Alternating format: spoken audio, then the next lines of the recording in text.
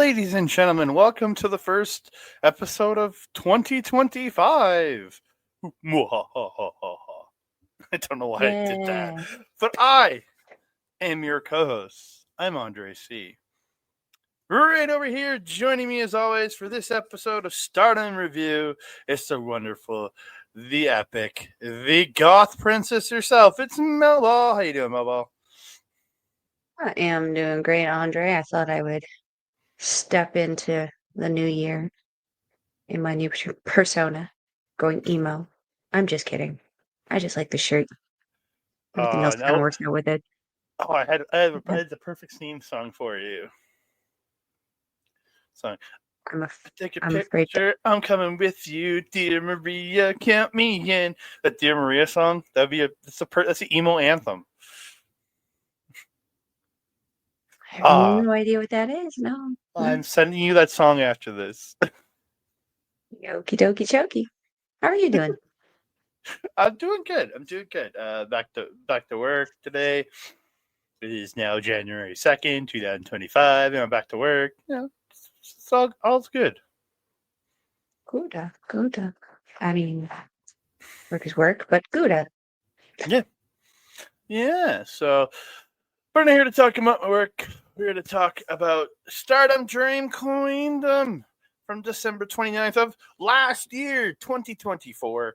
So I hate bad jokes. I know. We're here to talk about the show from the first 3 months of the year where we are still writing 2024. That is very true. true. And scribbling it out for 25. Yes, that is very true. So we're here to talk about that. Before we do that, I want to thank each and every one of you for joining us here. You may be watching us on video, or you may be watching us over on our partners, A Plus Production in audio form. And if you do want to hear us in audio form, go over to aplusproductions.com, hit that wrestling feed, and get it added to your podcast catcher of choice. And also just be aware we do have the sports and the entertainment feeds for lots more content coming out over there. I want to give a big shout out to them for the best of 2024 coming out yesterday. And as we record this yesterday, the best of 2024 came out, featuring myself and Melball, along with Boris, Matt, Dax Xavier, and Paul Yorkie, all giving our best of. And then we have our worst of show coming out next week on A Plus Productions. So tune in and stick around for that. That's going to be a great show because I have some stuff I'm going to shit on American and Japanese. It's going to be a lot of torture. Oh, and don't forget, if you are on the YouTube, please like the video, subscribe to the channel, comment down below. Please share us out to your friends, family, and kooky little kids that like to dress up like goth kids. And don't forget to hit that notification bell so you can be alerted every time we drop a new video. Ding dong. Hello. Hello. So, we're going to get into it. I'm going to talk some Dream Queendom. I really enjoyed the show. I finished it actually this morning. I got up at like 5 a.m. to watch like the last two matches before I had to get ready for my day. So I've been up for a while. Yeah, so let's kick it off. We kick it off with the pre-show matches. We kicked it off with Chi and Matoi Hamabe, the newest rookie sensation here in Stardom, taking on Cosmic Angels, Aya Sakura, and Yuna Mizumori. Again, really fun match here. I thought good introduction to Chi here, at least for myself. She will be on the January 3rd card for Stardom, defending her, I think it's Sendai Girl? I can't remember. She's defending her a championship against Aya here. And yeah, just really good match. She's showing some really, and her and Aya working together a few times throughout this match. I thought both looking very good here. The end of this match, Hamabe gets a drop kick into a judo toss for 2. Yuna comes back to the drop kick, gets a sliding there for 2. She then does that run up the corner and spins off into a splash, and she gets the win on Hamabe at 10 minutes and 11 seconds. So the version I watched of Queendom didn't have the pre-show. So these are on YouTube. No. Oh, these are on their YouTube page. Oh, yeah. Oh, yeah. This is what happens. 2/3. Gave me 2/3 the information. I got the main show.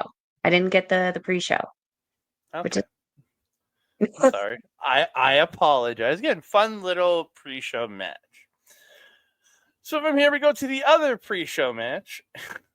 Sorry, one more. Rana Yamagi versus Sayaka Kurara. Kurara. This A would have lot been of the good, one I wanted to see anyway. yeah, a lot of good transition wrestling, chain wrestling, transitioning early on. Pops up. Kurara's 24. I'm like, okay, she's a little older than I thought she was. I thought she was like probably around like 18, 19 there, but like just from We also didn't think Momokogo was in her late 30s. Yet yeah, here she's we older are. than she's old. Momokogo's older than me. It's weird. It's trippy. Well, Mina's my age, and Shuri's like a year or two younger than me, I think. So, I think Konami's 3 years older than me, oh Jesus, no, right? Konami's like 30. Konami's only like 30. We're gonna debate this later. Let's talk about the stuff at hand. Oh yeah, yeah. Again, Narana targeting the arm throughout the match. Kurara worked going for the choke in the match here. Great spinning fisherman's neck breaker by Kurara for 2, and then she follows it up with a second rope drop kick for 2. She goes for the spear, but Rana turns it into a disarmer, then into the straight armbar, but Kurara does get the foot on the ropes. Really cool little key lock slam, and then follows it up with Rana hitting an impaler DDT for 2. I was really kind of get technical there. The end of this match comes. Kurara gets a rear naked choke to a running Rana Yamagi, but she's struggling. Rana gets to the ropes. Kurara goes to the top, hits a drop kick for 2. Rana comes back with the inside cradle for 2. Rana gets this huge kick to the head, but as she's going for the cover, the 15-minute time limit elapses, and we get a 15-minute draw. But honestly, great match. Just 15 great minutes of these women just going back and forth. Which is good, like, because with Kurara, I mean, her progress has been consistent. It's just been a little bit slower than the other people that she's kind of come up with. Mm-hmm. So yeah, I'll have to see if these are still available on YouTube. Maybe I can check it out. Kurara. Yeah. And the first match on the main card, which is actually on the YouTube pre-show release, they showed the first match of the main card. It is for the Goddesses of Stardom Championship. It is Hate Supreme, Momo Watanabe and Thekla taking on Stars, Hanan and Saya Iida. Did you see this one, though? Yes. I want to make sure I'm not going crazy. Because my first comment is I love Hate, and I'm a little disappointed that they came out to Momo's music. And not the Hate music. They should have come out because later in the show, when we had Tora come out, Tora didn't come out to Hate music also. She came out to her theme because she was in a solo match, right? That makes And like sense, the though. other Hate combos came out to theirs, and we'll talk about Konami's when we get there. But like I would have liked to hear Hate's theme for them, even though I know that they've been predominantly using Momo's. I like Momo's. It's got that creepy kind of like organ-esque creepy factor to it. Mm-hmm. And Thekla's is like just so great. But like, I don't know. I was kind of hoping to start it off with Hate's theme, but Yeah. I also am just a mark for that theme. Take us into it. Wing Gori. The aggressors here attacking during the announcements. It's like, yeah, you got to take it to Hate, man. You can't give Hate an inch, but they end up on the For all the floor. good it did them, though, they Oh took yeah, over pretty quickly. they end up on the floor, and Hate just took over, whipping them into the chairs. Thekla getting Hanan back to the ring and just mounts her and just smacking the piss out of her face. Just whap, whap, whap, whap. Yeah. Yeah. And I felt those were almost like haymakers at that point. She was just swinging wildly and hoping that they landed. Yeah, Hanan does fight back throughout. Momo comes in, though, hitting kicks, just fishes ass kicks. Iida does come in, fights off a double team, gets a jumping elbow to Momo for 2. kick and chop trading spot until Iida just with Momo and Iida, but Iida just starts unloading chops. They're trading lariats. Hanan's attacking. It comes in attacking, and they hit the sandwich elbow. And they hit the sandwich elbow to Momo. To again, lots of good stuff throughout.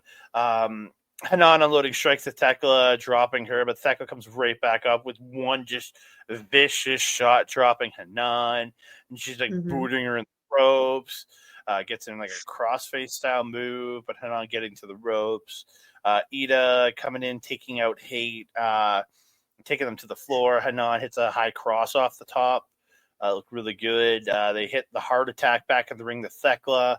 And then Hanan falls to the Northern Light Suplex for 2. Hate double teaming at one point. Momo hits a chest kick. Thekla falls up with like that buzzsaw kick to the head for 2. Again, great little spot. I get towards the end here. Iida does get taken out with the dual. Get taken out, and Hate hits a dual buzzsaw kick to Hanan to the head, which is a dual kick to the head. Iida comes back in, stops the double team, pulls Thekla off the top into pulls her off onto her shoulders in the muscle buster position, and it's like a spin out muscle buster. While Hanan takes out Momo with a backdrop driver, Hanan then picks up Thekla, backdrop driver for the win. Yes, win Gori, your new Goddesses of Stardom Tag Team Champions. Yes. I'm happy. Yeah, I know you are. I wasn't. I kind of saw this and I was like, well, this is a shit way to start the show. Great way to start the show. The match, well, I mean, the kind of the flavor of the year for Stardom since Mari Gold has kind of left has been the ride was great. The ending sucked. For me, that was the same template here. But yeah, it again, great match. Phenomenal match. There was a distinct, heel kind of aura emulating off of Hate, and they started off Hate, and as they do, they were isolating Hanan, really beating her up. They pretty much ping-ponged her at one point with the kicks, where they was just Thekla kicked her, and when she fell over, Momo kicked her, and she fell back over. It was just really vicious, aggressive match. And then you have little moments of Iida getting in there to try to rescue Hanan, because Hanan spent a good portion of this match getting her shit wrecked. And when Iida was in there, Iida was doing a lot of the ass kicking, and then Hanan finally made her come back at the end there, and it was like so perfect. That weird submission that you said she did, Thekla, I actually recorded that and sent that to a few people because it was much more than just like a crossface thing. I don't even think that the face was even a thing. Her foot was around the neck.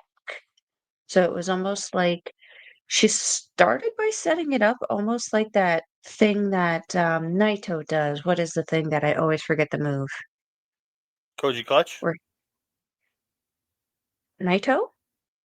Yeah, where he roll. Is it the crucifix? Where he locks the arms with the crucifix hold, like a crucifix hold. Yeah, she like crucifixed the one arm and then got her foot over top of the throat and then was wrapping, like holding on to the foot with her other hand. Essentially, it was really cool looking. Very, very cool looking. Hanan had a very difficult time trying to scramble to the ropes to break that up. And like, just want to point that out. Thekla is such a freaking talent. And what a year she had going into her Goddess of Stardom kind of run with Momo Watanabe. I mean, I'm not terribly angry. Like, I'm annoyed about it because, Hate's had a shit year considering how good they have been doing as a faction. I felt this was kind of like a bit of a Kenta moment, if you will. But ultimately, I think that I would personally like to see both Thekla and Momo chasing singles titles in the new year. And I feel that I'd like to see people starting to move away from the multiple championships right now within a company. Outside of a company, completely different, get as many freaking belts as you want. But within companies, I'd like to see people not holding multiple belts. So, yeah, I think given that that's what I want, this is kind of the clear path for them to take. Mm. Yeah. Yeah. Yeah. Yeah. You sound so sad. Yeah, I did. Yeah. Well, Melball, sad ball. We have sad ball tonight. We have the sad Ball. ball. Happy New Year. Happy Crisis. So, the post match promo, Hanan gets the mic. She says, "We won against Thekla. Iida, you've got the belt." They hug. The two of us won this belt together. We've had a lot going on this year, but then in the end, we won. Iida gets the mic. Says, Goddesses, when Gori has won it. We have won the tag league. We won the belt like this. We are Stardom's tag team. The symbol of tags. We are Wingori. In 2025, we'll go wild and we'll spread our wings even more and make this goddess's belt shine even more and go even higher ourselves. All right, Wingori will continue to go wild, spread our wings next year. So please, everyone, watch over us, Wingori. And together they go through the let's go. Mm-hmm. So, yeah. Yeah. Yeah. Just standard little post-match speech. Nothing like Iida repeating herself a bunch in there. I mean, I don't want to say that like sometimes we see that in promos, but like some of the really good promos, especially that we get, we do have people doing that. I'm not mad about it. She's excited. Yeah, I didn't feel just that one. terribly long. Yeah, she's just one. She has all those feelings in her. Yeah, you can ramble a bit. I do Yeah, here. because isn't this the highest tiered title that either one of them have won? I Yeah, think. both have been future champion. Both have been new blood Mhm. champion. I think Ida's But been those are high more speed at one. considering. Oh, And I I don't think know about that one. yeah, I You don't think oh, so. you might be right about that. That I actually think I remember that right when I first started watching, but I could be wrong about that. Hmm. So it would have been Yeah, like 3 years ago. I'm not 100% sure. I'm looking at her right now.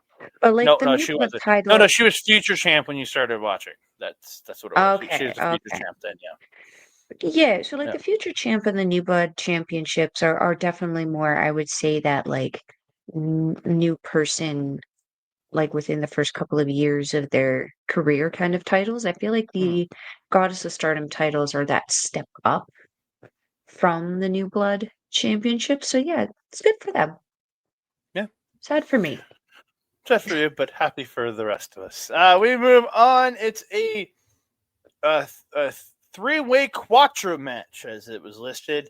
It is God's Eyes Hina, Lady C, Saki Kashima, and Tomoaka Naba versus EXV's Hanako, Mina Shirakawa, Ryan, and Waka Tsukiyama versus Hates Azusa Naba, Fukiken Death, uh, Rina, and Ruaka. Mel's, did you say your favorite gimmick of the year? Fukiken Yeah. Death? It's a terrible Look, gimmick, but look at her. terrible Look at gimmick. her. Terrible gimmick. I mean, only to you. I mean, you apparently spoke for the greater whole of the wrestling community in the last match. Rest of us are happy. Well, the Uh, rest of us like seeing the gimmick, and honestly, across Stardom and New Japan, the stuff we watch, there's not a whole lot of gimmick wrestlers. They've kind of figured themselves out in making themselves essentially a character, and therefore they don't need a gimmick. Whereas mhm. Fukigen Death, she's a freaking clown. Yeah, She freaks you the fuck out. yeah. So yeah, we get in here. Azusa has her JTO. Carrying the JTO Girls Championship. Hmm. Tomoaka and Naba has the JTO Girls Tag Team Championship, and Hmm. with her tag team partner Aoi, and they're actually the first ever champions for that title. So weird little news. Is it just weird little things I found? Lady C used to be a teacher. Yeah, and she's actually 30. Yeah, Lady C. Yeah, I didn't realize she was 30, but she used to be a teacher before she got into pro wrestling. I think. yeah. Yeah. Yeah, I knew that. Yeah. I didn't know that. And EXP, they look great with all the titles. Mina with her Rev Pro title, and then Hanako and Waka with their brand newly won New Blood titles. Either you just really like slung and Waka together there, or you said Ruaka. No, Hanako and Waka. I apologize Wow. if I said Ruaka. She is in this match, so I can understand. She is in this match, so she is not a champion. No, no. No, Um, everybody brawling in and out early. Just lots of mhm, fighting. Just lots of craziness. I'm just gonna give a couple spots I really liked. And the Nava sure. sisters are in trading kicks. Looked Mhm, great. They've been just kicking the crap out of each other. Azusa mhm, the spin kick to the head, and then Northern Lights for two. Saki comes in with a big boot, and Tomoaka slams Saki onto Azusa and Naba, which was kind of cool spot. Then mhm, the other sisters start fighting. Hina and Arena start battling, giving each other judo tosses. We get the mhm, hate quadruple team on Hina. We're walking with the fisherman suplex, and Rena hits the double knees off the top, but the pin gets broken up. The end of the match comes. Mina hits her tornado DDT to Ruaka and does this off the mhm. second sling blade. Yeah. I like that. I really like that move. She did that in that one match that we saw her in over here recently. Shit, who was it? Wasn't Danny Luna? Mariah I don't think it was Mariah either. I think I saw it against Tony. could be, could be. Anyway, Yep. continue. But she does get rolled up by Fuki and Death for two. Fuki then does the eye pokes to Hanako, but Hanako hits the suplex, and Mina picks her up, hits the glamorous driver Mina for the win. Hmm. Hmm. Hmm. Yeah, I didn't take a whole lot of notes on this one. I just kind of enjoyed it because it was like it was pretty templated actually. Because Hmm. Hate jump started and then they end up on the outside, and then it was like, a couple, like a Hate person and one of the other team members, and then they'd switch all out, and Hate would take out everybody else. And it was as I wrote down, Hate just be hating. That's kind of what they do. They let people have their moments, and then when they're done, they're just kind of like, okay, we're clearing the ring now. Just bulldoze, etch a sketch, shake everything up, put it in a different pair. It worked out really, really nicely the way that everything kind of functions in these crazy multi-people matches. Um, you pretty much said all the like the few spots that I actually had written down. So yeah. Yeah. So we Hmm. move on to an 8-person tag match instead of a 12-person tag match. It is Stars, Hazuki, Koguma, Mayu Itani, and Momo Kogo taking on Neo Genesis's Azumi, Mei Sarah, Miwa Masaki, and Suzu Suzuki. This essentially Hmm. is a prelude to Wrestle Kingdom, where we have Mayu Itani versus Azumi, which is Hmm. kind of the setup for here. I got a Hmm. little info. All four members of Neo Genesis here are all 22 years old. They're all exactly the same age. And Starlight Kid is only a year older than them. It's at 23. Like, Oh, yeah, that's an odd little. but they all That's have an vastly odd different careers. coincidence. 22, Yeah, 20 it's weird. frickin' 2, Andre. Yeah, it's on that day. All of them were 22 years old. Oh, you hate the number 22. That's right. Yeah, that's why I keep saying what the frick. But Starlight Why? Kid's I don't hate 23. it. It's stalking me. Ugh. Uh, So we get the great little spot off the top, Azumi and Mayu kind of going high speed, doing and then Mhm. they end with the flip kip ups. Mhm. Kaguma and Miyu in doing the bear dance. They high five and shake, but Miyu attacks on the handshake. Stars Mhm. quadruple team Koguma hit the quadruple sorry, they quadruple team Miyu and they hit the quad drop kick. And Koguma gets two. Hazuki tossing Miyu by the hair into the ropes. Neo Genesis attack, but Stars all attack, and then they all get them in the ropes. And Stars does the quadruple face wash, and then quadruple running boots. Hazuki repeatedly slamming Miyu, gets a two. Then into the camel clutch choke, and Koguma hits a drop kick to Miyu's face. I'm like, that was very rude. It was mean, very mean to her face. What you gonna do? I'm going to jump to the end here. Azumi hits a suplex on Momo for 2 into a double armbar, gets broken up. Genesis stops quadruple team. They quadruple team Momo and hit forward kick. They all like running kicks into the corner to Momo in the corner. Azumi hits a coup de grace off the top onto Momo, but the pin is broken up by Mayu. Azumi hits a Canadian destroyer to Mayu. Momo attacks Azumi, but she fights back with a head kick. They trade a bunch of pins. Azumi gets a Zumi Sushi, and she scores the win. And then she gets a whole IWGP Women's title and sits up on the top rope, just going like, da, da, da, da, da, da. It's going to be mine in a few days. Like, I mean, I love Mayu and everything she's done for this company, but she has been that champion a hot minute. Mm-hmm. And if I'm being honest, the matches are very good, but they're not as good as I find the NJPW Strong Women's Championship matches to be. And I feel that that's not Mayu's fault, but I feel like maybe a changing of the guard to kind of start spicing up the matches a little bit more would be beneficial to both the championship and the company. Mm-hmm. I can agree with that. Yeah. I only had the 3 notes, which was Azumi and Iwatani having their fun little bit at the beginning. I also really like Azumi's look.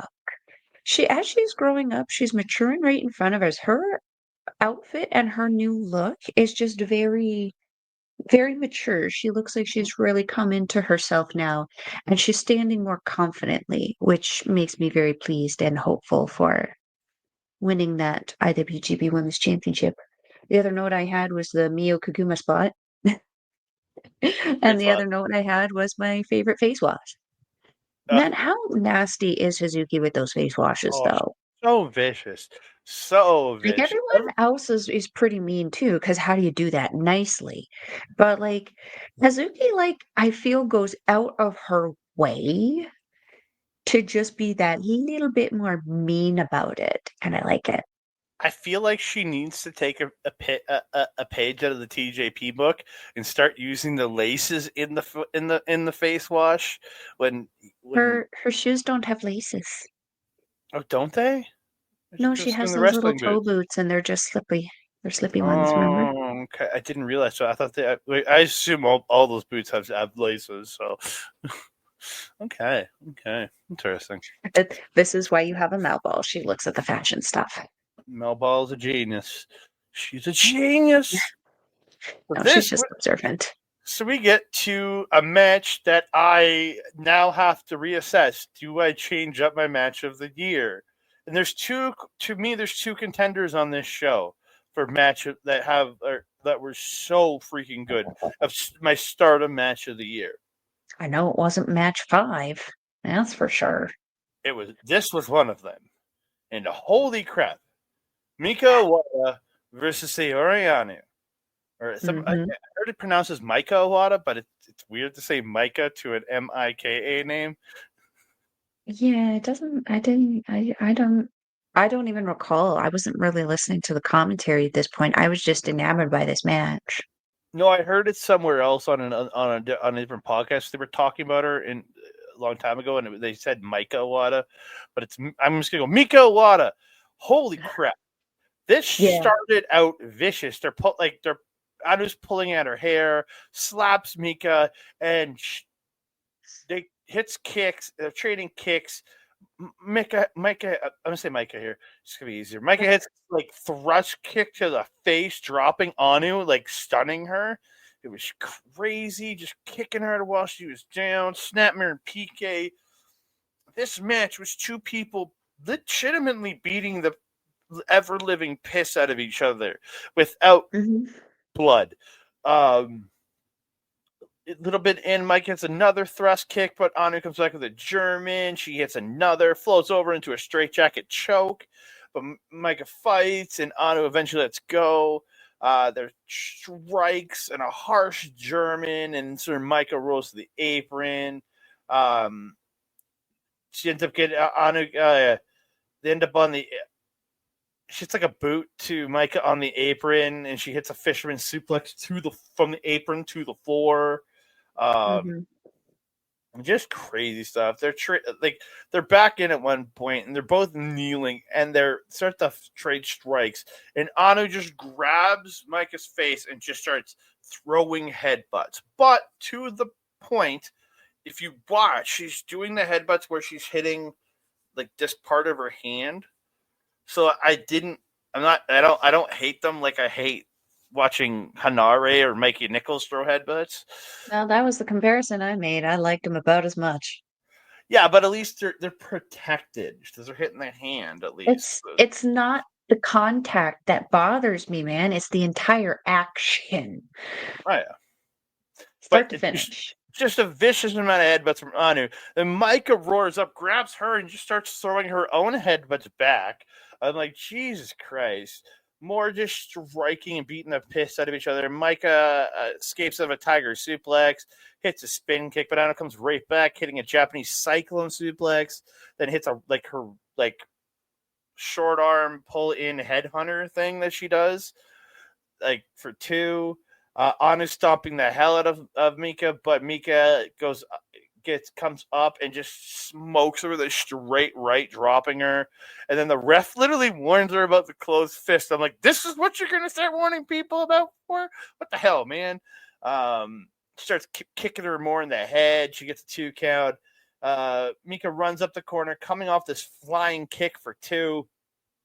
She gets Anu up top, or gets her up and hits like. Best I can describe this was ape shit. It's what it was, right? She hit Tangaloa's ape shit. She goes for another, but Anu bridges out, backslides her, flips over into the backside bridge for 2. She then goes into a bunch of roll-ups, but then ends up in that backslide, bridges over 1, 2, 3. See, Orianu wins in I think it was like 15 minutes and 30 seconds, but really good match, man. These two, holy shit. Oh, yeah. Oh, yeah. There's definitely history between these two. That's the only way that this was as intense and emotional as it was. Just real quick before I start talking about the matches, Sariano coming in with a new hair color, kind of that like berry, kind of like a burgundy with a little bit of purple in it. Wasn't quite vibrant, but it was like a distinct color, which was like really, really cool considering she was wearing this white and silver gear. So it really actually offset really, really nicely and gave her a little bit of color, like natural color in her skin tone, which was perfect because Wada was very, very tan in comparison, a lot darker. So, yeah, I have a few notes. Okay, the kicks from Iwata were just the kicks from both of these girls were crazy, but at the beginning the kicks were super stiff, super crazy. There was that super solid crazy. suplex that Nice. that was a yes, intentional pun. Very intentional. Anyway, the suplex on the outside from Anu was very good. Very, very solid. I was brought back to an RCW show and I was like, see, this is why you should have mats on the outside if you're going to do something like that. At least protect the person's back. Anyway, then the headbutts, yeah, I didn't like them. They were some Hanari Nichols. Yikes for me. I kind of was just like, I'd rather not watch this. There was no blood though, so that was okay. But the fact that like both these women were selling incredibly crazily well, especially after that specific sequence, it kind of added to the emotion for me. Which again, I'm not a fan of that headbutt. I'm not a fan of like gory shit. So later is going to be fun to talk about. Yeah. There is the suplex from the second rope by Anu, where she rolled through without letting go and then fed her into a fisherman hook suplex. It just, the creativity and uniqueness of both of these women is just so cool and made this match just a nail biter to keep watching. You weren't sure what they were going to do next. There was one point where, remember, Iwata hit Anu and Anu just sack of potatoed with that closed fist. Mm-hmm. And frickin' Iwata was just standing there with her fist just triumphantly out. I noted how hilariously passionate the ref was giving Iwata shit in that moment. Do you remember? He's the one you're not too fond of, essentially the red shoes of Stardom. He was just standing there with his fist out, just yelling whatever it was at her, and he's kind of bouncing around her a little bit, just yelling, yelling, yelling. The crowd's laughing. At this point, I was like, I wish I understood what was happening right now. It looks like it would just be so much more enjoyable. But yeah, the crowd very passionate about their refs. Like, I don't know if you noticed every time that, like, at the end of the announcements, every time there was a match and they announced who the referee was, like, there was one, the shorter one, who, like, the crowd especially was like, I think his name is Taichi? Something I thought Taichi? I thought Taichi was in New Japan. I know, just the singular Taichi, but I think this referee's, like, last name or something is Taichi, and the crowd chants it back. I don't know. They're excited to see him. It makes me happy. Mm-hmm. There's some refs that we're very excited to see, and some we're not. Yep. We're gonna use smalls. Anyway, Whoa, yeah, whoa, whoa! What's you. with all the small hate? What do you mean? What's with all the small hate? You're just happy we're not hating on Stu. Stu, I love it. I've turned a corner. I'm a Stu fan now. So Stu's all right. Stu's all right. Anyway, last thing. Yeah, oh, that bridging thing with the feet pin that Anu does. So good. mm-hmm. So good. I remember when I first saw it, I was kind of like, that's kind of unbelievable. But she's made me believe in it with the matches that she's won with it.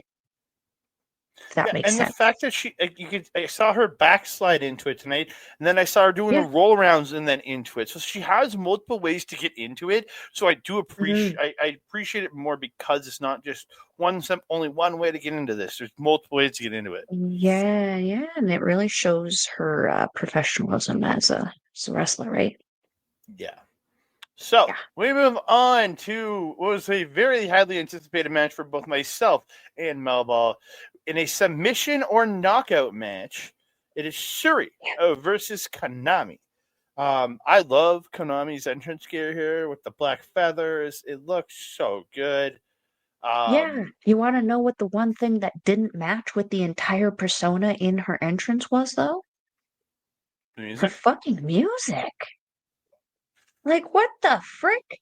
You got this woman, look at her, even just from the picture with the contacts and everything. She looks evil and she just radiates this evil aura and persona now. She comes out, she's got her black spray and everything. She's backed by all these people that say hate across their t-shirts. And she's coming into this music that's just like, and it's like, Suri's music sounded more healy than Konami's music. Mm-hmm. Yeah. You know? It bothered me. But they both looked freaking fantastic. Oh Suri's yeah. gear was my favorite. The silver with the green and purple and red accents on it. Just so good. Mm-hmm. Anyway, take us into it. So I'm gonna go through this entire match because this is an important match we really get into. Suri hits a flying Yeah. knee out of nowhere. She then hits a head Hmm. kick, then another head kick. Konami's down. The rest starts to Hmm. count. As it gets to 9, Hate storm the ring, attacking Suri. God's Eye is in, and everybody's brawling. And the disqualification is called at 33 seconds for Suri. Boo. Now, okay, let me talk Mm. to a couple of the post-match things that I saw. Momo pulling Yes. Suri out and starts beating her with a bat. Then Azus is in the ring with some random woman who I don't know who she is. She misses the boot. Mystery Woman hits a head kick to Azus, sending her to the floor. So let's talk this first before we get into other stuff. Okay. I was sadly disappointed. I was really looking forward to watching these two kick the shit out of each other for 15 minutes. Yeah, I was too. This was like one of the matches I was like, oh, this is gonna be so fracking good. Mm-hmm. And then she freaking like you could tell there was a very distinct attitude happening in the ring. You saw Shuri. She was freaking built like an assassin, ready to go, shredded as all hell. She's lean, she's mad. She's going after her former friend and betrayer. And you saw Konami just cold as a cucumber, just ready to fight in that fight mode. And then just boom, boom, boom. And I'm like, no freaking way. But then when Hate hit the ring, I was like, God damn it. I knew it wasn't going to go far. So I knew there was going to be setups. I was confused about what setups were happening when they were happening. But yeah, I am sharing your sentiment. I am very disappointed with this because I really wanted to see these two go at it again.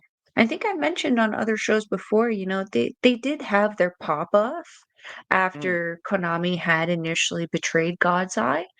But I feel like enough time and enough shenanigans from Hate towards God's Eye and pretty much everybody else within Stardom had happened that I wouldn't be objective to seeing it run back. Well, I think because that happened like 3-ish months ago. They faced off 3-4 months ago, and Yeah, then it's true. Suri's been building her way back to it. It's not like she just went, I want another match. She's been fighting and taking out members of Hate and fighting with members of Hate over and over again, saying, I want this match, give me this match, I want this match, I'm going to keep beating on people until I get this match. And eventually she earned it. So I feel like it was kind of like a whoop. So, something from Stardom's website, wwr-stardom.com. Uh-oh. Uh-oh. And this came out on the 31st. It says, announcement of Konami's absence. Thank you very much for your continued warm support for the Stardom athletes. Konami will be absent from the next tournament due to an injury sustained during the match at the Ryogoku Hall on December 29th. We will announce the date of her return as soon as it is known. We kindly appreciate your understanding and cooperation. Well, shit. I have a feeling, and I got a feeling, she might have been hurt going into this. Is a possibility. I'm going to assume so, yeah. And you see that flying knee and the kicks looking so vicious as a way to sell whatever Konami's dealing with. And that's why it was so short. Or something happened when she got hit with that knee or one of those kicks and it just knocked her loopy and shit got changed. Like, I mean, that's that second kick, the buzzsaw kick where she dropped because she was already on her knees, so Shuri didn't have to go very far for the power. It slapped pretty good. And the angle that the camera was at, I couldn't tell if the noise was because of contact or because of a thigh slap. I couldn't tell. So it could be. It's kind of speculatory right now, both potentials. Just based on how little Konami seemed involved, both kind of like going into it, during it, and then afterwards, disappearing pretty quickly. Going to kind of lean more towards she was injured going into it. They kind of did what they did and changed everything up to kind of remove her from getting any more injured, if that makes sense. And you can say that she has some kind of injury from the Suri knee and kicks. Yeah, it 100%. works. It works because you can believe it. Absolutely. I can believe it. I can easily believe it. Oh yeah. So after the brawl had ensued, this mystery woman gets the mic. She says, "Well, it's nice to meet you, Stardom fans. My name was Fukuda or Maya Fukuda, now known as Kyoka Kotatsu. Okay. I came to Stardom in search of the strength that only Stardom has. I've always admired Suri since I entered the world of professional wrestling, and I have admired her strength. I would like to learn from the strength of Suri and become stronger. Please let me fight together as God's Eyes. So Suri comes back in, and she just shakes hands with Katatsu. And she gets back and starts yelling, Konami, this isn't enough. It's frustrating. Konami, is this the kind of fight you want? I want to fight you more and more. We will definitely do it one more time in 2025. Be prepared. And then there was some backstage stuff about her and Kotatsu talking about working together. So yeah, just didn't want to go through it all. That's fair. That's fair. The awkwardness in which we went into that bit with her also kind of makes me feel like maybe this was something just kind of lastly thrown together, and they just didn't have enough time to kind of Felicity plan it. Yeah. That's a new one for me. Felicity plan. The Felicity planet. Felicity planet. I'm not stuttering. Felicity planet. Felicity planet. I don't know. All right, let's go into the next match because it wasn't the worst version of this kind of match I've ever seen in my life. I've seen far worse. Yeah, but it's not what I wanted to see, but it's what I expected to see. For the most part. Micah versus Natsuko Tora in a no disqualification match. Micah coming out with a big sheet, like a sheet of plywood or something. I thought it was a table or something. Plywood, but it has a bunch of jagged metal cans attached to it. Yeah. All the beer that they'd been drinking from their wins in the goddess tournament, Hanan going home. Yeah, and it's all cut. The cans are cut and they're stuck to the table. Yeah. Most of them stayed on. Yeah. So they're just smashing into each other, beating the heck out of each other. This is where Tora gets the barbed wire wrap pipe and hits Micah with it. This is going to go to the floor. Mel, do I tell us what happened on the floor?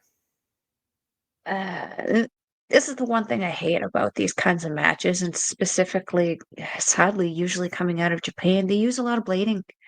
And you could see Tora was holding the pipe against Micah's head and kind of shimmying it, but with her other hand, you could see her doing this movement on Micah's head, and Micah was immediately matching her pants for the rest of the match. I understand again how people love blood. Y'all some psychopathic mofos, but people love the blood. But there's more natural ways to get the blood. The blood doesn't have to come from a intentional gash that's going to majorly scar up this girl's beautiful face. Mm-hmm. She can actually grind some of that barbed wire on something else or somewhere else. I don't know. I don't like the intentional blading. And it wasn't needed because this match was freaking amazing. And they had other things that made other people bleed. It wasn't necessary. So, for some reason, I wrote Tora cutting the forehead of Micah with the barbed wire on the glute. GLOOT. I don't know why I wrote glute. I meant the pipe, but it wrote glute. I think you probably meant floor. Oh, floor. F instead of G and T instead of R. That makes sense. This is what it's like getting messages from younger men. Is literally going through a code of trying to decrypt what it is that they sent you. So yeah. So lots of fighting. Tora gets this stabby thing and starts stabbing Micah in the forehead. And this is where she could have busted her open. Was it a fork? It's a fork. Okay, it's a fork. I was like, fork you guys. A table comes in. Micah's put on it. Tora goes up, and Micah pops off, hitting Tora with the giant fan that she's brought back in this match. I called it the bonking. Yeah, the bonking. Yeah, she gets rid of the Thekla. Again, more fighting. She's repeatedly hitting. So she gets these steel chairs, and then Yeah, bang straight over the head and onto yeah. the neck. Like she hit it right on the forehead and on the neck. Does it This again. she hit her hard enough that the seat of the chair got yeeted out by Mm-hmm. Tora's head. And then she does it like 3 more times, and Tora has like Yep. 4 chairs hanging around her neck, and then she hits her with the giant fan, The knocking bonk. Tora out of the ring, or the bonk, whatever you want to call it. Again, and then this That's is where what I wrote. Micah gets the tool and starts stabbing Tora's forehead The outside of fork. the ring. Then she stabs Tora more in the ring, and she's bleeding, more fighting. Can we just say also, did you notice how adorable it was when Micah got the stabby stabby thing? The first couple of stabs on Tora, it was very obvious Micah pulled to me. Mhm. She was just kind of, she would wind up and then eat, eat, eat. I'm like, woman, do you not know what she just did to your frickin' face? Yeah, stabbed her. Stab this woman in the face. Yeah, so Micah and Mina are setting up chairs in the ring. They put the sheet that has all the cans on it Okay. across the chairs, and Micah puts Tora up top, superplexes Tora off onto the sheet with the jagged cans. I'm like, oh my god, why?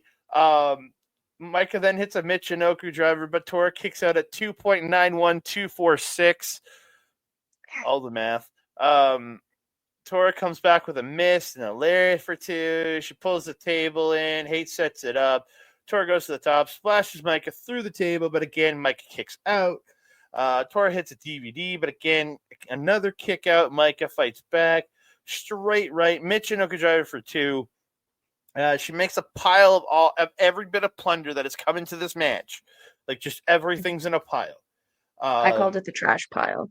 Yeah, the pile of plunder. And then she brings in a ladder. She pulls Tora Yeah. up the ladder, tries to suplex her off, but Tora gets handed the case with Raka, bonks Micah on the head, goes down the ladder, comes around, and then takes her Micah from up on the ladder, powerbombs her onto the trash pile. Mhm. Yeah, and then she gets a 2 count of that, hits a Death Alley driver onto the pile, but only gets Mhm. 2. So then she unwraps barbed wire from her pipe. No, she had the hula hoop. Oh, it's She the brought in okay. the hula hoop. Okay, yeah, and it had barbed wire on it, and so she No, puts it it over it her. was literally a hula hoop, like just a Oh, yeah. hoop of barbed But wire she that she she wore puts it in. on. She puts it over herself, so it's like going like a sash. She's wearing it like a Yeah, sash yeah. now. Goes to the Mhm. top, swanton bomb onto Micah, and she gets the win. Jesus Christ, this Yeah. match was insanity. Yeah. Oh, It was exhausting. This was the last match I watched before going to bed, and I mm-hmm. was like, I'm tired. What the Yep. frick? This exhausted the hell out of me. Um, okay, where do we start? So yeah, okay, my first note is Tora. The face on the back of her head. Second head, the second. Oh, in her hair, the dye job in her Yeah. hair. Yeah, that was cool. So cool. And then Mm-hmm. she turned around and she still like looked as stunning as this picture. Her eyeliner, perfectly done. She got those little fake piercings still, which lasted the whole match. I don't know what glue she's using that like when you're being stabbed in the face with a fork that these piercings don't come off, but like my goodness. It's impressive. Um so yeah, this was where I noticed that Tora had come in with the little hula hoop of barbed wire. It was adorable because she was wearing that hate shirt, and I don't think she realized that the barbed wire would get stuck to the shirt. So it was kind of adorable watching her start to get it off a little bit because she didn't want to roll over it getting into the ring at the beginning of the match. Mm-hmm. Um, Micah's outfit in this one kind of made me like go, "Aw," because the white pants weren't those the white pants that she used to wear when she wrestled with Himika? And they would do My Himi? They I think might there have was a been. variation of I don't them. remember, but sure. It was a long time ago in a galaxy far away, wasn't it? Um, There was one point, yeah, where Momo Watanabe slid in the chain to Tora right at the beginning there before the pipe spot, and Tora was able to just sucker punch Micah there with the chain wrapped around her fist. A really smart way to, and then runs Micah into the table also of the cans. I called it the table of cut cans. Ugh, so yucky. We don't need to talk about that again. It was probably not the best idea to start yeeting Micah into every ass corner of the venue after you cut open her face. Because like by that point, it was gushing, and she was tossing Micah like 6, 7, 8 rows back into multiple sections. I'm like, man, I mean, what a fun little souvenir to get, but I don't know if like getting bloodstains on me is the way I want to go home after a show, you know? Nope. Just there's crowd involvement and then there's a line. That was a line for me. Anyway, yeah, so much blood, did not like, made me uncomfortable. The forking was kind of yucky. Um, I really appreciated that like a lot of this match, the first part of it was just like Micah getting beat down, and then she had to make this like glorious comeback that she played so well. But there was like you could tell that the blood loss was bothering her a little bit when that did come. She was kind of stumbling around a little bit while she was like trying to make her comeback. So it looked a little feral, which I think actually played into the match very well because she came back, she started flipping the table, she started eating things around, she was like scrambling to get up and hit Tora. So it looked really cool. Um Again, the bonking was just funny. Every time she bonked her with the fan, I just bonk, just so cute. Um Again, Tora, or sorry, Micah pulling the first couple of fork stabs onto Tora's head was, I thought, adorable considering the massacre that Tora had just done to her face. But by the end of it, not a problem. She was definitely um, going for it a lot more at the end of the match here. You'll be proud of me. I started recognizing what a Death Valley driver is now. I'm starting to know that one. Just think Want to know? John Cena.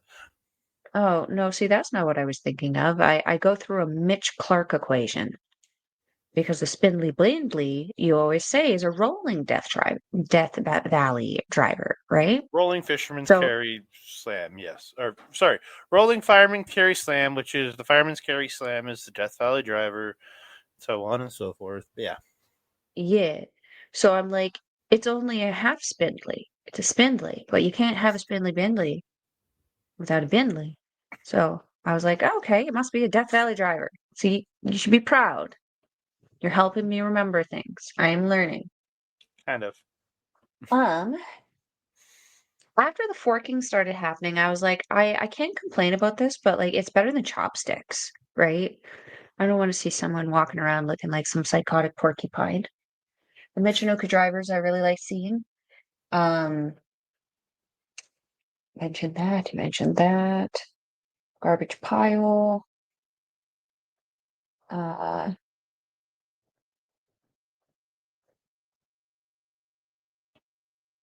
oh yes, that's the end. Okay. When Ruaka runs in and gives her the thing, power bombs her through the garbage, follows up with the Death Valley driver. Yeah, I don't have anything else to add to this. This was a fun match considering it was hardcore. The only thing I could have done without in this was the blading. Everything else about this was phenomenal. That was the only thing I didn't like about it because it wasn't necessary. She didn't need to bleed like that to get people interested in this match. Mm. And she could have done other things to make her bleed instead of doing that. And in such a blatant way. It wasn't, she wasn't even trying to hide it. Like the camera was right there. Until the ref stepped in front of the camera, it was front center. But yeah. Yeah. Oh, and post match, Mm, Tora did get the mic, and she yeah. says, there may be people Maybe some people in Stardom who don't want to see me like this, but I've been searching for an opponent that I can do this with for so long for a long time. Micah, how do you feel right now? I've lost to you so many times up until now. It's really frustrating. I will never lose to you in this fight. You beat this woman 6 months ago for the title. Yeah. How have you been the one losing to her? You took the title from her. Yeah, but also keep in mind, like when she went through the Cinderella tournament this year, she didn't have a good showing against her. Going through the Goddess of Stardom tournament as well.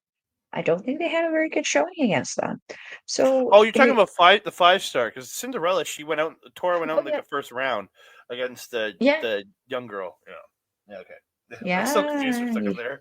I was so confused. Sorry, yeah, the 5 star is what I meant. Yeah, Yeah. but yeah, they yeah, they have had their and especially in the multi-person matches as well. Mm. She has had some falls to Micah personally. So, I can understand her frustration. This is a big win for Tora, though, after losing the title to the undeserving champion. So I think this is starting, I hope anyway, the beginning of the ascension, haha, of Natsuko Tora. But funny you bring up the Wrestling Ascension. puns. So I'm gonna be Yeah, one of them right? in Calgary. You're gonna be one of them in Choice Calgary in words, March. choice words. Give me one of them in Calgary in March. We move on. 7 main events of the evening. It is Wonder of Stardom Championship match. It is Natsupoi defending her title against Neo Genesis star Light Kid.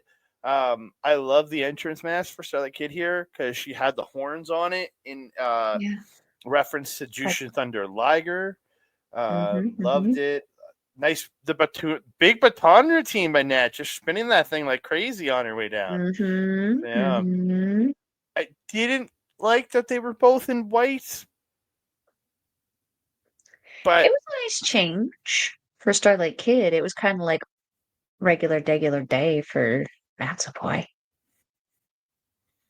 yeah, regular. Mm. Uh, back and forth the verses early. Starlight Kid drop kicks Nat out, hits an SA moonsault to the floor. Coming back in, she snaps the knee in the ropes, hits a dragon screw in the ropes for 2. Standing moonsault to the knee. Looks really good. Um, they battle back and forth a bunch. Reversals and exchanges. Nat hits a headhunter for 2. Starlight Kid reverses a suplex, hitting her own. She sends Nat into the corner, puts her up top, dragon screwing her off, gets her the stretch muffler. Till Nat works her way into a pin for 2. Starlight Kid hitting the top, going to the top and hitting her twisting frog splash for 2. Uh, Again, just Nat stops her on a moonsault attempt and hits this German suplex off the top, which I was like, oh, Jesus. Lots of crazy stuff here. The spot where Starlight Kid catches Nat running with a Michinoku driver, then hits her top rope moonsault for 2. She hits a Tiger Bomb for 2, then transitions into that stretch muffin, stands up with it, just starts swinging that in the air, then just starts Right? smashing her head first into the mat, just smashing her into the mat. And I'm like, this little freak is vicious. Jesus. And I already thought Natsupoi's little freakness was vicious enough, and then you got Starlight Kid doing the same thing here. It's like, holy Yeah. crap. And she's just smacking her around. Nat eventually does get out as Starlight Kid, as she's about to reach the rope. Starlight Kid tries to reset the center, and so Nat gets out and rolls up Starlight Kid for 2. Mhm. She follows it up with a huge release German. Nat hits a thrust kick and then a flying armbar into the armbar. But Starlight Kid fights. She tries to stack Nat, but she ends up getting pulled back down the armbar. But Starlight Kid eventually does get a foot on the rope. Nat gets the Ferial Splash off the top for 2 at one point. The striking battle here was crazy. The end of this match comes straight jacket German into the bridge by Natsupoi for 2. She goes up, but Starlight Kid follows her up, hits a Spanish fly, but Natsupoi kicks out at 1. I was like, oh, Starlight Kid, then picks her up, tombstone, and then hits a super like Master Wado style high angle bridging tiger suplex. And we have a new Wonder of Stardom champion, Starlight Kid. Yay! Oh man, I'm so happy right now. Second new champs of the night. Mm-hmm. It's crazy. Let's go Crazy, for the crazy. trifecta. So I think this match was a very perfect pace for the time of the show that it was, considering what we just came out of. This is the longest match on the show.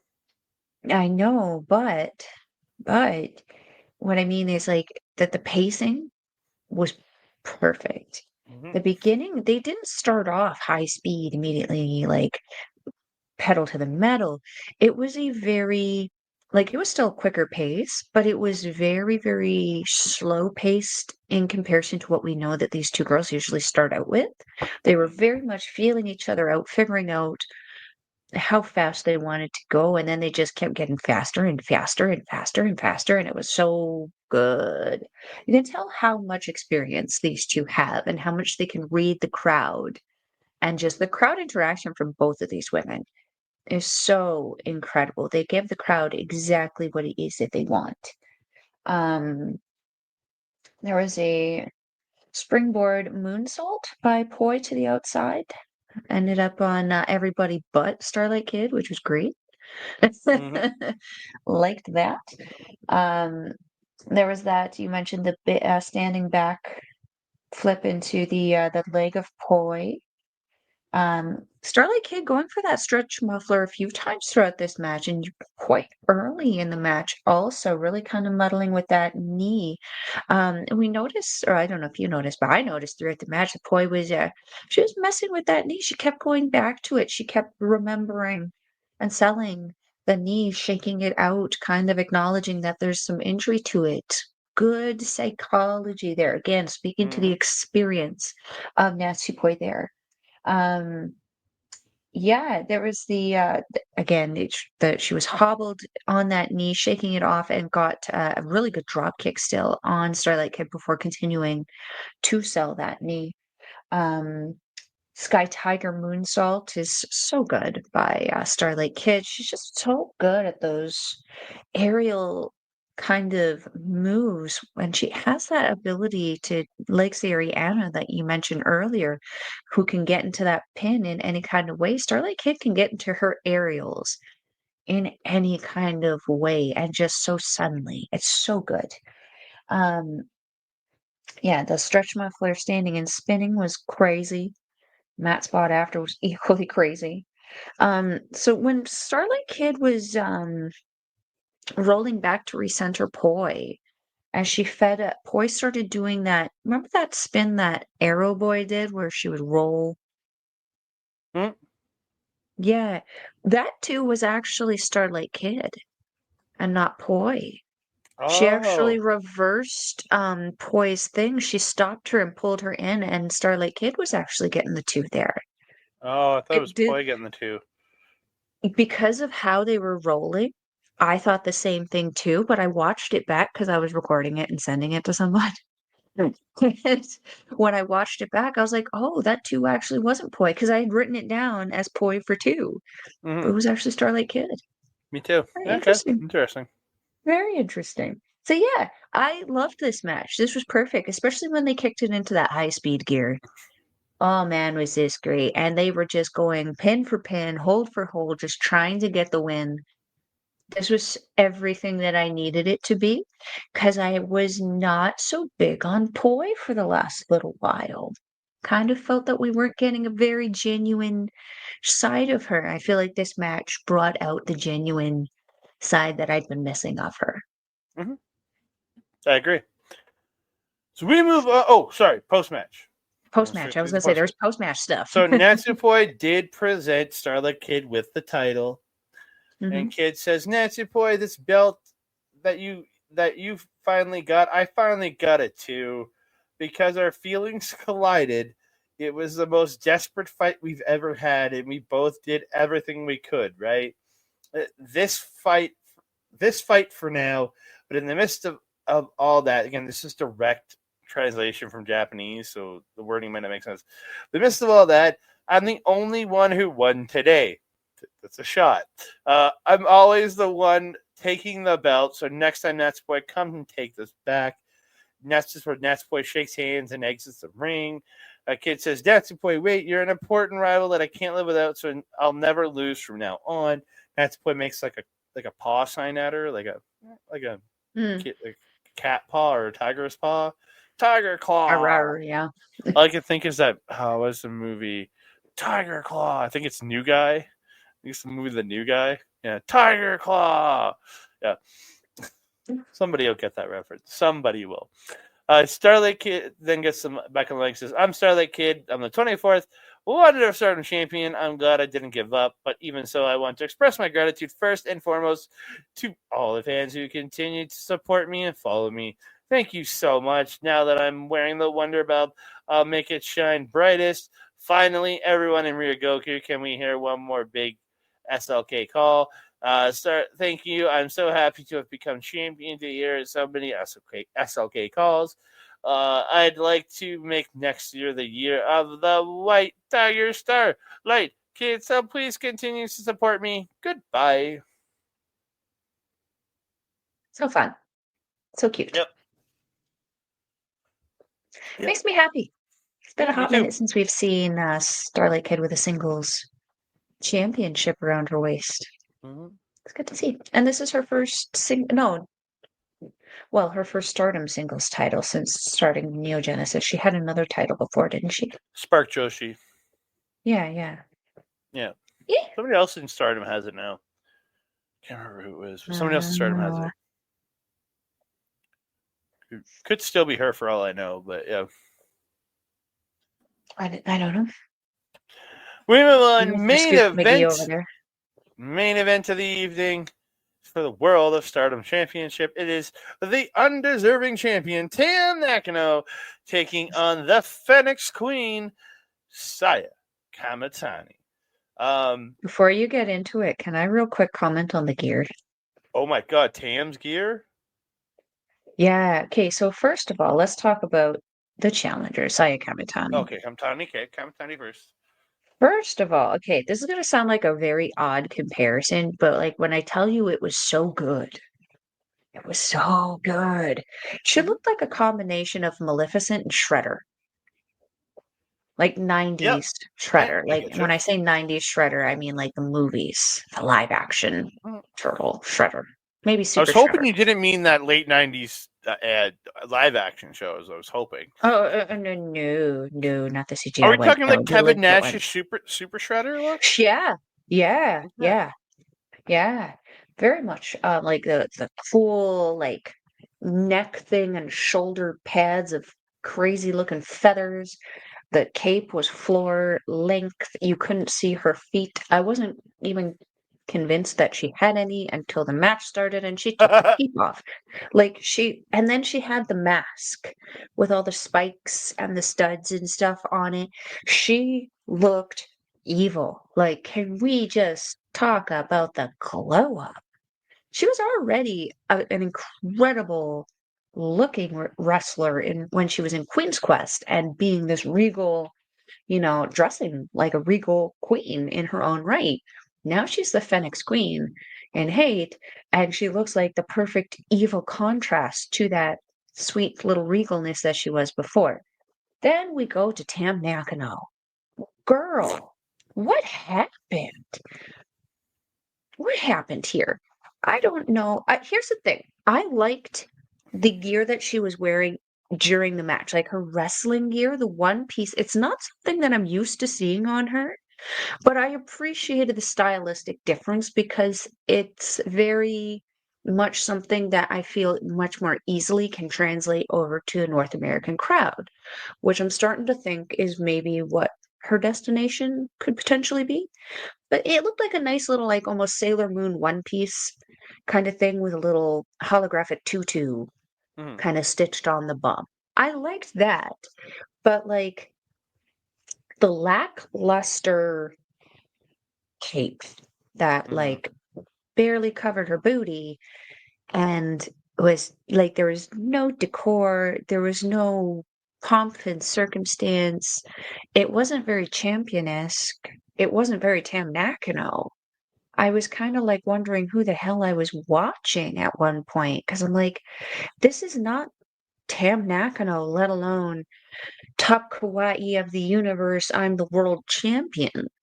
Tam Nakano. This kind of felt underwhelming. And in the same way that I've been underwhelmed with Natsupoi's partner at Historic Crossover, Tai Chi, who we know works closely with Tam Nakano, has the lack of, we'll say, motivation started to bleed over into both people and companies. I don't know. That's just a speculation. But I was I want very sad. I want to believe she's pouting because she's losing the title. She's like, give me like the half finish gear, and shit. I don't want the one with all the poos that I usually had. Just give me the one with a little bit of poo. It's Just like it's skirt. not like Tam to even when she's not being sensational to want to not be sensational. She just is. I don't know. I mean, it could All right, be. let's get into this. Let's get into it because I have a lot of notes on this one. Back and forth, really fast start. Tam gets the Yeah. backdrop suplex. Saya rolls to the floor. Tam hits high cross, but Saya just runs out of the way as Tam goes crashing onto all the seconds. So Saya gets a chair in the ring, and she's like sitting there posing until Tam comes in. And as Tam's running out, she toe holds her into the chair. Lots of fighting back and forth in here. A little bit later, they're trading running strikes. Tam gets a spin kick, then the running knee to the head in the ropes. Tam goes to the top, pulls Saya up, and does her hanging like dragon sleeper. I was like, yes. Yeah. Then just drops Saya, who crumples onto the apron. And then she gets this like, they're on the apron, and as Tam runs at her, Saya just jumps up and mushroom stomps through her chest into the apron. Like if you Cameron Grimes from NXT, for anybody who wants to know, like when he would jump and hit that stomp is exactly what Saya Iida did, and it looked perfection. She Iida? crushed her. Or, Saya Kamitani. Kamitani did. She I mean, I'm sure Iida crushed could her, do it dude. too. I don't know if she has the jump ability, but yeah, dude, It's just they Iida. end up on the floor. They're going back and forth with each other. Tam goes for the long distance run, but gets caught into a choke by the chain. And then Kamitani decides to put Tam on one side and walk up the bleachers while pulling on the chain and choking Tam, and then gets over to the top and then just yanks up on the chain as hard as you can. And you see Tam at the bottom just hanging in the air, legs just kicking away. I'm like, It pretty took dope me back spot. to it was. It took me back to the Big Boss Man spot. Yeah. That's just what it felt like.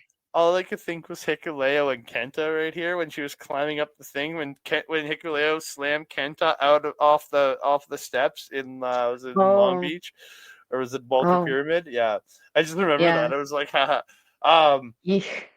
So this is where Saya Kamitani then stands up on the spot where she was choking him and dives off of there onto Tam, drags her back to After Anu ringside. made the save. Anu had to run up there and start beating on everybody to get her to drop the chain to release Nakano. So they get back at ringside. Saya goes up to the apron, but Tam comes right up after her, Germans her off the apron to the floor to continue the count, because the count's still not broken. So at like 14, 15. And Tam's back inside, but Saya Kamitani gets in at Mel's favorite number, 19. There was a surprising amount of non-spots like this on this show, though. Which is odd considering it's a Bushiroad production. Anyway, continue. They're trading just hard-ass shots, spin kicks, kicks, punches. Tam gets a German. Saya Kamitani comes back with a Poison Rana. Tam hits a violet screwdriver. I'm like, no way, don't end it now. But Saya kicks out. I was like, oh my God, thank Christ. Because I was like, you can't end this like this.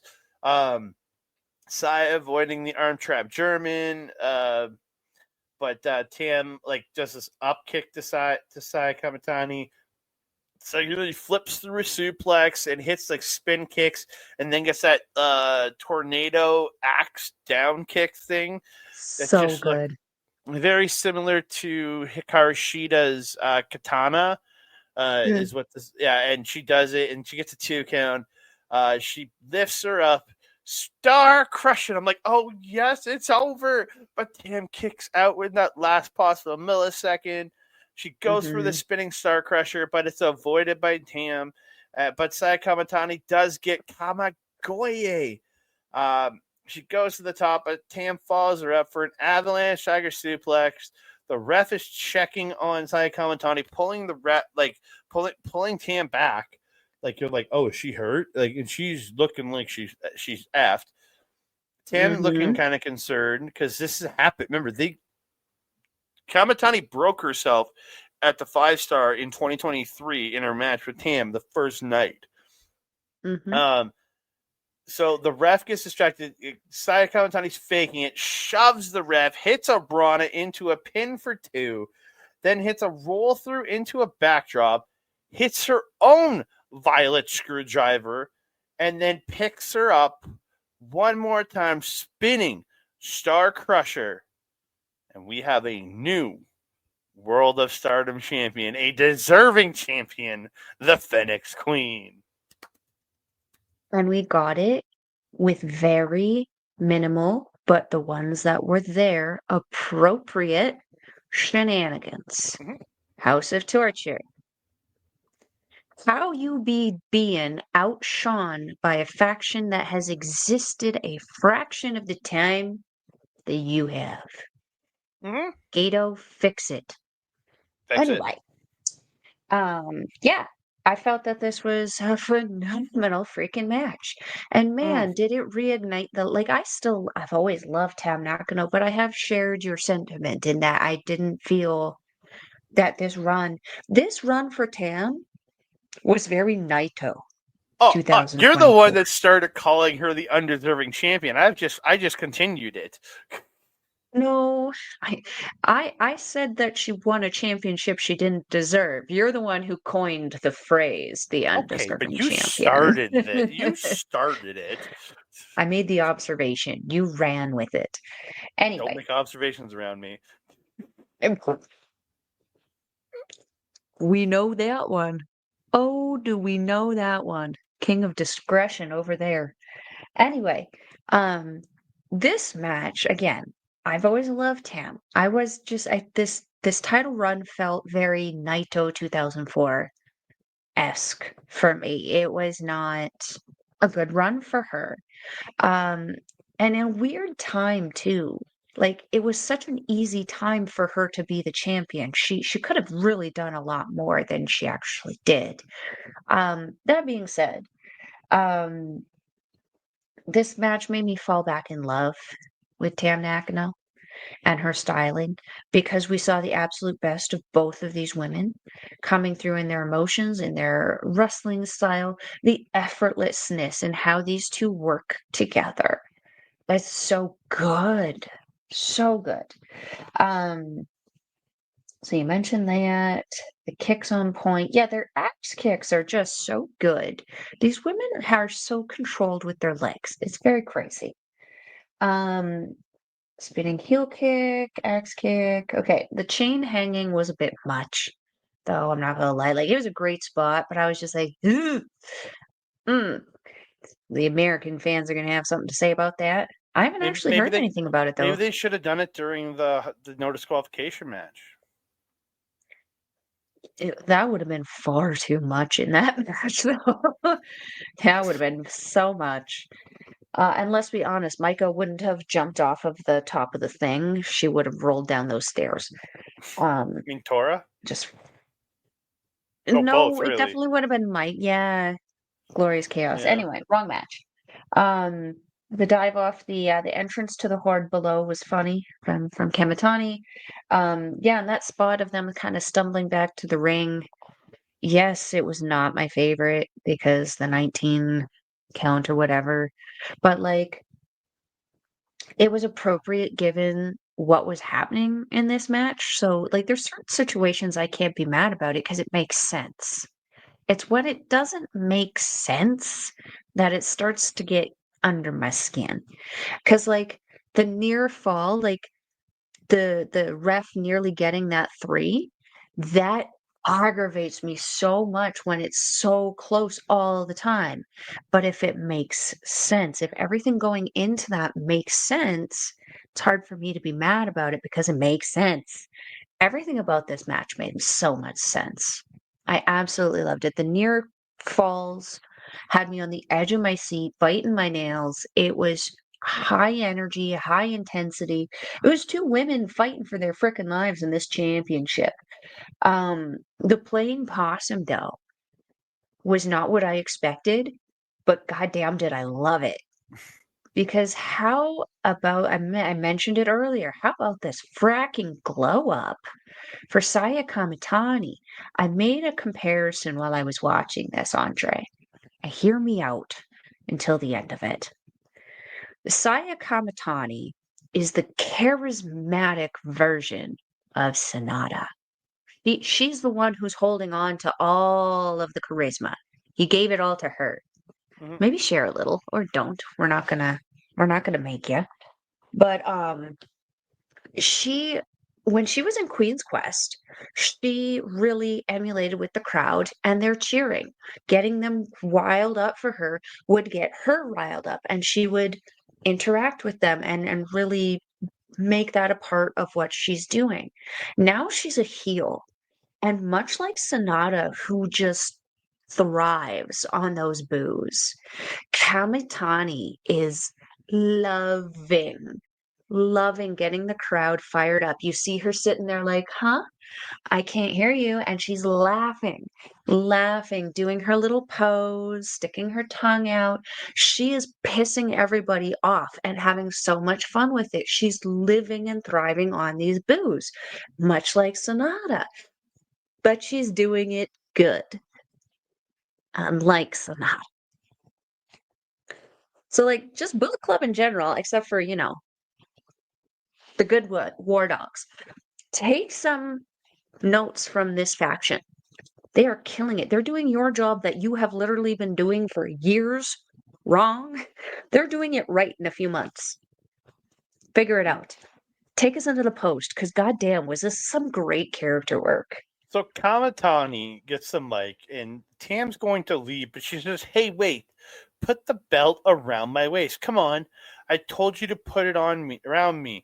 Come on! Come on! Come on! Come on! Come on! Come on! Come on! Come on! Put it around me. I told you to. I told you to put it around me. Listen to what I am saying. You're the champion. Listen to what you were the champion. Listen to what I'm saying.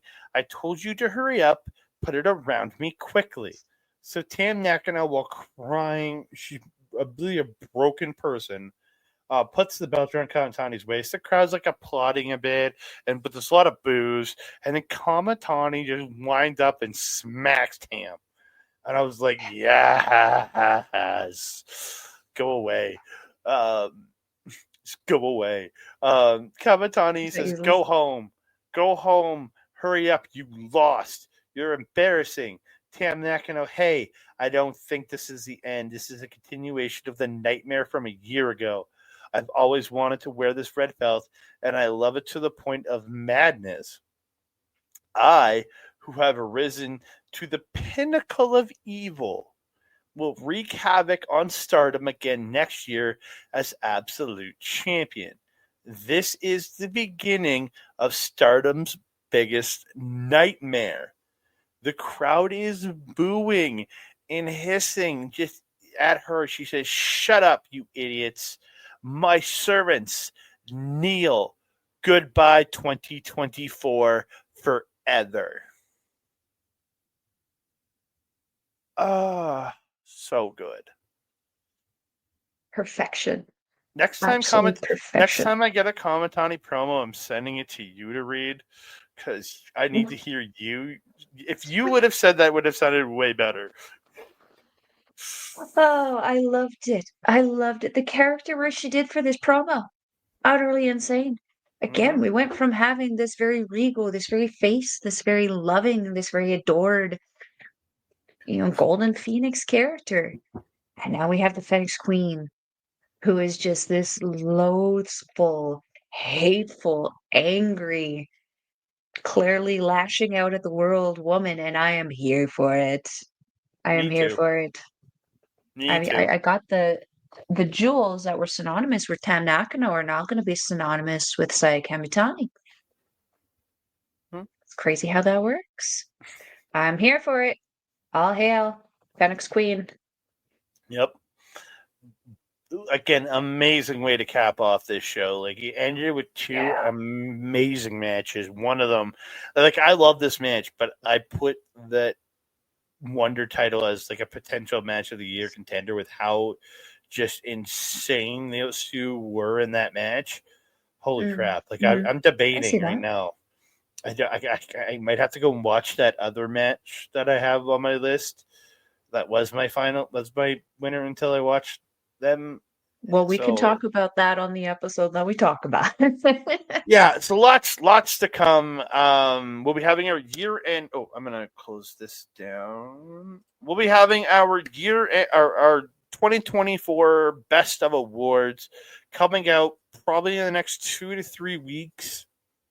Before the end of January, you're going to get our best of 2024. Do not worry. We just have a lot to cover over the next couple of weeks because we still have to rewatch the Noah show because we were both enjoying stuff while we were watching. Mhm. We still have the Marigold show on the 3rd. We have another Stardom show on the 3rd that we will get to eventually. That one's kind of at the low point of my list of all the other shows we do need to cover. We have Wrestle Mhm. Kingdom. We have Wrestle Dynasty, and we will have to talk about somewhere whatever happens at New Year Dash. So lots and lots and lots of stuff coming over the next couple weeks. So yeah, stay tuned because we're having the premiere of Did You Noah?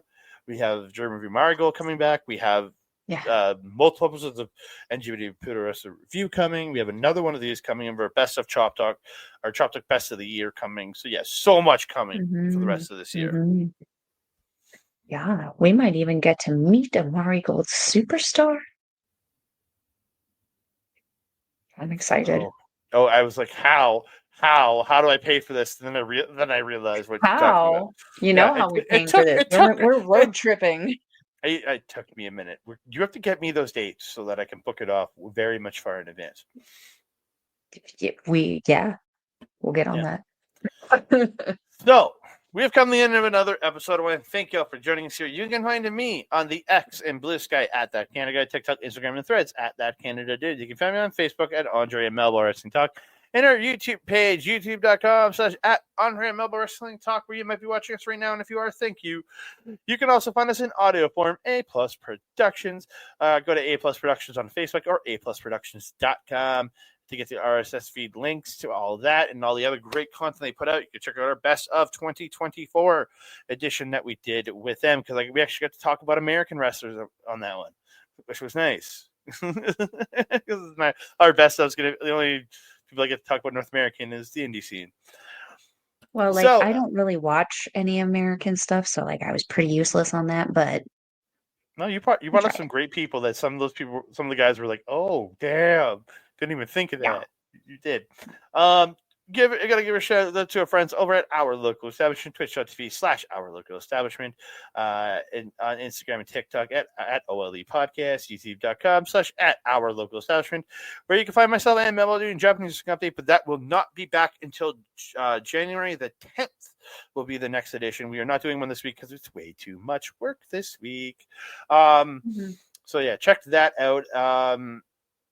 So over there, all the great content. You'll see me actually this Sunday morning. I will be on with the boys for the final week 18 predictions of our fantasy pick'em pool, which I am solidly losing with STG. Next year, I won't have him dragging me down. So, although it's my fault mostly, where we are. I blame myself. And one more shout out to our boy Mike the Ref over at Backbreaker Video for simulcasting all of our stuff. That reminds me I have to send him things tonight. You can also find his live content, twitch.tv/Mike the Ref, where he sees gaming content and his AEW watch alongs, and see replays of his gaming content, youtube.com/@backbreaker_gaming. Melball, where can they find you? If you're wanting to follow a Melball? A milk ball? A milk ball? Wowzers. If you're wanting to follow a Melball, you can follow her on the X thing at Collins Melball. You can follow her on everything else, Facebook, Instagram, TikTok, Mastodon, and Blue Sky at Melball Collins. You can also find me on here with this guy on Fridays, but not this Friday. Not for the on here. Japanese. You can find him on OLE. This is Stardom Review. Bro, if I could slap the smack out of you. This is on our channel. Also find me on our local establishment, where we do our show, Japanese Wrestling Update, on Fridays at 8 p.m. Mountain Time, but not this week, because we're tired. You can also find me on our local establishment on Mondays for the Women's Classic Wrestling. WCW Women's Classic Wrestling with Astrid Pizarro and Auntie Collins, where we are reviewing the Mae Young Classic from 2017. We are entering into the second episode of the second round, so I think episode 6. I don't know what Andre's doing over there, but I think it's episode 6. We already watched the first round of round 2. So, yeah. You can catch that on Monday, 8 p.m. Mountain Time. What else? You can catch me on Astrid Pizarro's YouTube channel, where we do our show, Ladies Wrestling Showcase. Girl has been busy over the holiday season, but with it winding down, we are hoping to get an episode out for you very soon, so stay tuned to our socials to see when that is coming out. What else, Andre? If you're wanting to watch Stardom Wrestling, we will leave you the link in the description box below. It is stardom-world.com. It's approximately 999 yen, or 10 Canadian. Shout out Sean Spears. It's not actually 10 Canadian, you guys. It's actually a little less right now. I just had the charge on there. It was 7 to It's Sean Spears. For the audio people who don't know why I just lost my mind. Oh my god, that sound you just made. It wasn't as good as my Mitch Clark reaction, that's for sure. Oh, it sounded like a Woody the Woodpecker reaction.